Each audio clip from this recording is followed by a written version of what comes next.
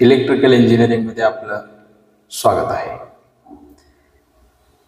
विद्यार्थी मित्रांनो, आपण इलेक्ट्रिकल इंजिनिअरिंग मध्ये electrical circuit networks ECN electrical circuit network 31, 33, 32 31, 33, 32 हा विषयाचा अभ्यास करतोय. ह्याच्यामध्ये सुद्धा आज आपण 3 फेज सर्किट्स ह्या चॅप्टरचा अभ्यास करतोय. ह्या चॅप्टरमध्ये आपल्याला स्टार कनेक्शन आणि डेल्टा कनेक्शन असे प्रकारचे 2 कनेक्शन्स आपल्याकडे आहेत. त्याच्यामध्ये आपण डेल्टा कनेक्शनचं एक्झाम्पल आज सोडूया. पहा, तर दिलेले एक्झाम्पल डेल्टा कनेक्शनचं आहे, तर आपण एक्झाम्पल रीड करून घेऊया आणि एक्झाम्पल रीड करून घेतल्यानंतर आपण ते सोडवायचा आपण प्रयत्न करूया. चला, सुरुवातीला काय सांगते बघा एक्झाम्पल. 3 इम्पिडन्सेस. बघा, एक्झाम्पल करणं खूप महत्वाचे आहे. आपण 3 फेज सर्किटचा अभ्यास करतोय, त्यामुळे आपल्याकडे 3 इम्पिडन्सेस आहेत.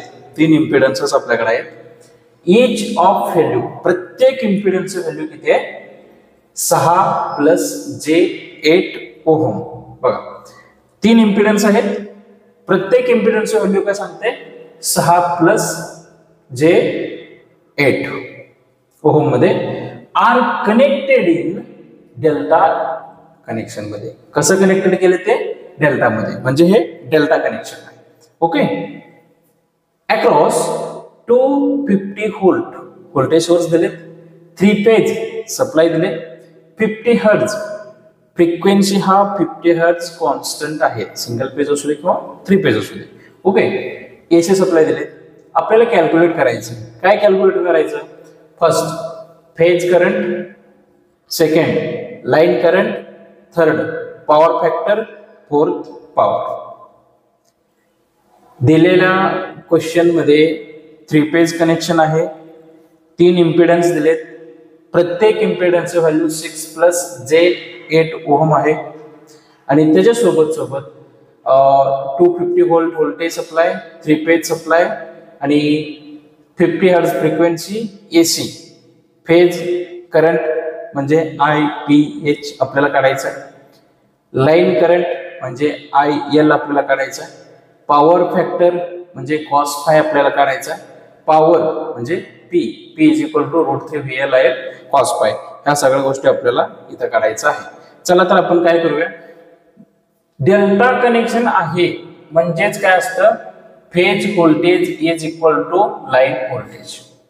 बघा, for delta connection voltage relation कसं असतो? VL = VPH और VPH = VL. तेच डेल्टा कनेक्शन असेल तर करंटचं रिलेशन काय असतो? IL = √3 IPH. बघा, करंट काय सांगतोय? IL = √3 IPH. व्होल्टेज काय सांगतोय? VL = VPH. फॉर कोणत्या कनेक्शन साठी? For delta connection. For delta connection. Delta connection असेल तर असं आहे. स्टार कनेक्शनला विरुद्ध दिशेने असतो. कसं? स्टारला IL = IPH म्हणजे करंट तिथं सेम असते. व्होल्टेज मध्ये VL = √3 VPH असतात. म्हणजे voltage VL = √3 VPH, current IL = IPH. कधी? स्टार मध्ये. डेल्टा मध्ये कसं? VL = VPH और VPH = VL, IL = √3 IPH. हा स्टँडर्ड कनेक्शन्स आहेत स्टार आणि डेल्टा मध्ये. तर आताच्या हा एक्झाम्पल मध्ये आपल्याला गिवन डाटा काय काय दिले थोडं लक्ष द्या इकडे. बघा, व्होल्टेज दिले. गिवन डाटा काय सांगतोय बघा.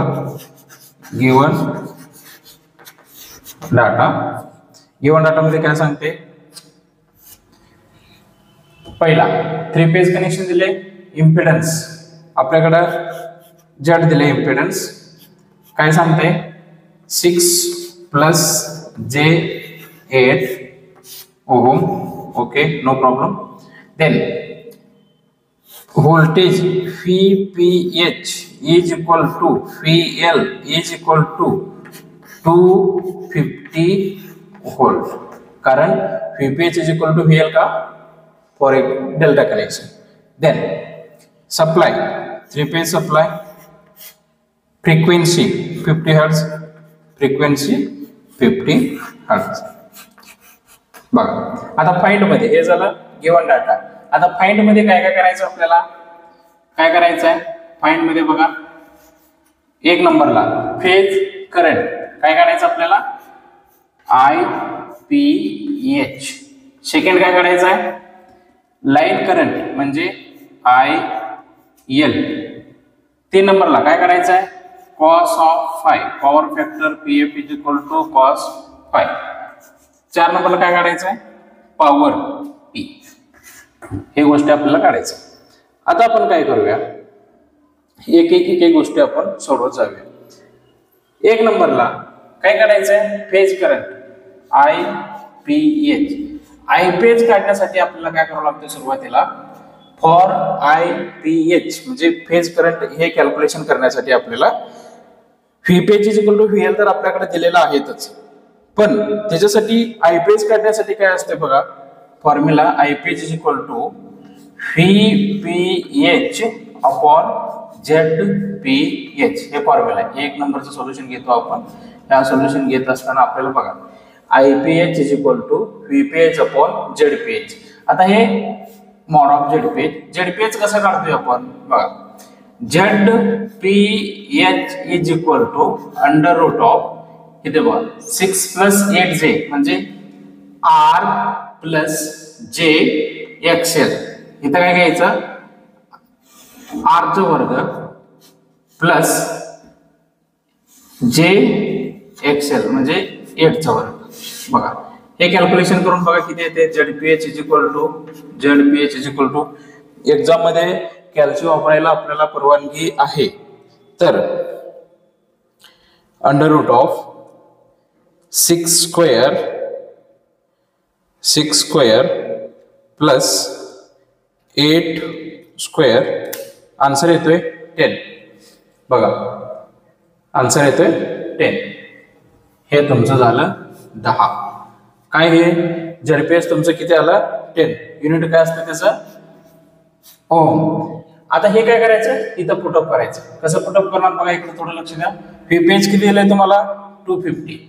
किती दिलंय, 250 अपॉन ZPH किती आलं तुमचं, 10. हा हे किती सोपं आहे बघा, 250 / 10 आन्सर 25 येते. तरी रिस्क नको, पहा 250 / 10 आन्सर येते 25. हा 25 काय आलं तुमचं, IPH. 25 तुमचं काय आलं, IPH असल्यामुळे युनिट काय येते, एम्पियर. युनिट काय आलं, एम्पियर. बघा तुम्हाला फर्स्ट जे कॅल्क्युलेशन होतं ते लक्षात आलं का बघा. फर्स्ट कॅल्क्युलेशन मध्ये काय सांगितलं होतं आपल्याला, IPH काढा, phase current IPH, VPH upon ZPH. ते फॉर्म्युला VPH आपल्याकडे 250 दिले, पण ZPH दिलं होतं का, नाही दिलं होतं. मग ZPH कसं काढलो आपण, R² प्लस XL². हा XL त्याचा वर्ग 8² म्हणजे ZPH = 10 Ω. ओके. देन सेकंड काय सांगितलं बघा, सेकंड नंबरला काय काढायचं आपल्याला, IL काढायचं. IL = काय सांगते, √3 IPH. IL = √3 IPH. म्हणजेच IL आहे तसं ठेवा, √3 आहे तसं येते. IPH ची व्हॅल्यू किती आलं तुमचं, 25. IPH किती आलं, 25 × 25. बघा कसं काढायचंय, √3 × 25. √3 × 25 आन्सर येते तुमची 43.30. बघा आन्सर किती येते, 43.30 एम्पियर. IL = 43.30 ampere. युनिट व्यवस्थित लिहायचे. IPH निघालं, IL निघालं. आता 3 नंबरला काय करायचंय, पॉवर फॅक्टर. म्हणजे 3 नंबरला काय करायचंय, power factor = cos of five cos five काढत असताना आपल्याला लक्षात असायला पाहिजे, R आणि ZPH आपण जे इथं काढलेलं असतो ZPH ते बघा, cos five R upon ZPH. हा त्याचा फॉर्म्युला आहे. R ची व्हॅल्यू किती आला तुमची, 6 ऑलरेडी दिले. ZPH तुम्हाला टोटल किती आलं तुमचं ZPH 10 बघा ZPH किती आलं तुमचं 10 कॅल्शियम मध्ये टाका 6 डिवायडेड बाय 10 आन्सर किती येतोय तुमचं 0.6 कॉस फाय किती आला 0.6 कॉस फाय किती आला तुमचं 0.6 आता 0.6 असल्यावर तुम्हाला दोन गोष्टी कॉस फाय नंतर एक लॅगिंग असतो एक लीडिंग असतो ज्यावेळी कॅपॅसिटर असतोय XC त्यावेळी काय घ्यायचं लीडिंग पण इथे XL असल्यामुळे हे लॅगिंग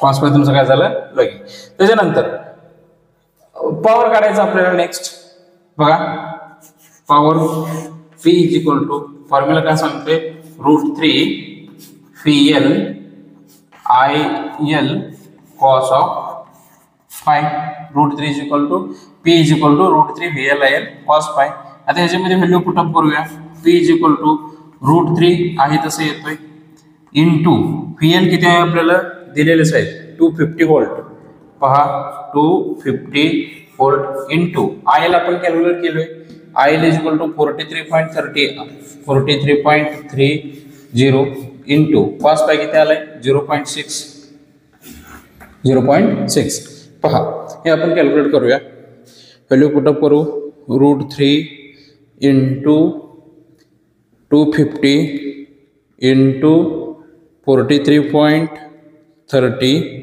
इंटू 0.6 आन्सर येतोय आपल्याला 11/24/9 पहा P इज इक्वल टू 11/24/9.67 हे पॉवर कशात असते कशात असते वॅटमध्ये जर आपल्याला काय करायचं आहे की वॅटमध्ये न ठेवता जर किलोवॅटमध्ये ठेवलो आपण तर किलोवॅट म्हणजे 3 संख्या ह्या बाजूला येतात बघा काय होते P is equal to 11.24/9 kilowatt हे पॉवर वॅटमध्ये ठेवलं तरी चालतं किलोवॅटमध्ये ठेवलं तरी काही अडचण नाही आपण कसंही आपल्या ह्याच्या पद्धतीने ठेवू शकतो बघा एक्झाम्पल परत एकदा बघूया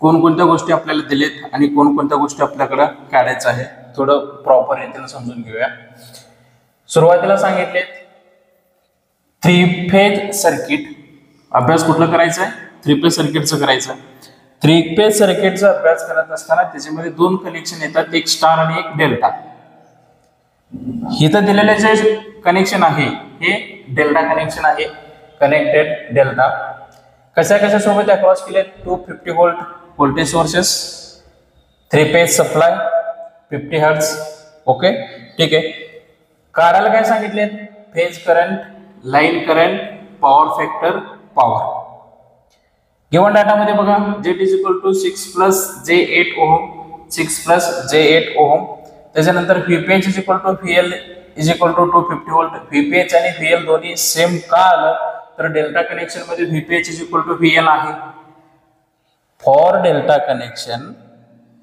what is the relation between voltage sources that is line voltage is equal to phase voltage for delta connection तेच करंट मध्ये काय सांगतोय line current is equal to √3 times of multiply by